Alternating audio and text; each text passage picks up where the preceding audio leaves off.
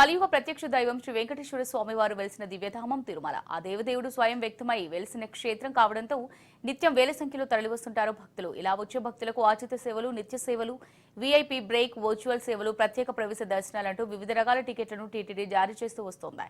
ఇక శ్రీవారి దర్శన టికెట్లకు ఉన్న డిమాండ్ అంత ఇంత కాదు. ప్రత్యేక ప్రవేశ దర్శనాలు సైతం బ్లాక్ మార్కెట్లో 2,000 రూపాయలకు అమ్మిన సందర్భాలున్నాయి. వీటిని అరికట్టేందుకు టీటీడీ గతంలో సుదూర ప్రాంతాల నుంచి వచ్చే భక్తుల సౌకర్యార్థం టూరిజం కోటాలో 4,000 నుంచి సుమారు 5,000 వరకు ప్రత్యేక ప్రవేశ దర్శనాలు జారీ చేస్తూ వస్తోంది.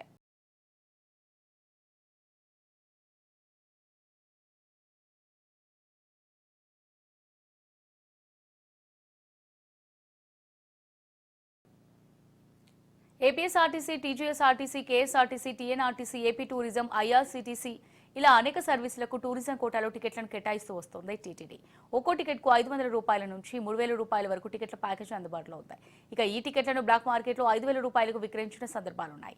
దీనిపై అనేక ఆరోపణలు వచ్చాయి. పూర్తి స్థాయిలో దళారీల చేతిలో పడిపోయామని టీటీడీకి అనేక విమర్శలు వచ్చాయి. దీనిపై టీటీడీ విజిలెన్స్ విచారణ చేపట్టి నివేదికను టీటీడీ అధికారులకు సమర్పించింది.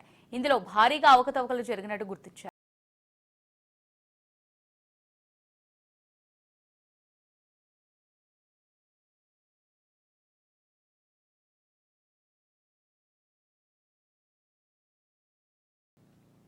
దళారులు టూరిజం టికెట్లను సైతం అక్రమ మార్గంలో విక్రయిస్తున్న నేపథ్యంలో టూరిజం టికెట్లను రద్దు చేశామని టీటీడీ చైర్మన్ బిఆర్ నాయుడు స్పష్టం చేశారు. తిరుమల విహారయాత్ర చేసుకునే ప్రదేశం కాదని, పవిత్రమైన పుణ్యక్షేత్రంలో టూరిజం టికెట్లు కేటాయించాల్సిన అవసరం లేదన్నారు.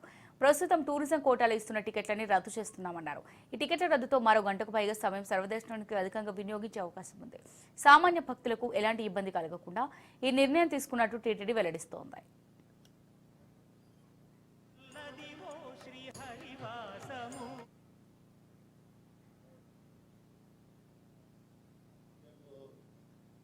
టికెట్లు ఇస్తున్నాము ప్రతిరోజు, అది బాగా మిస్యూజ్ అవుతుంది.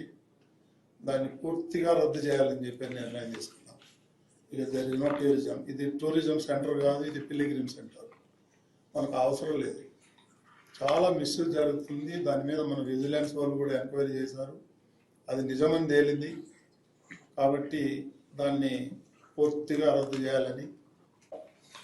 There is no tourism, only pilgrim.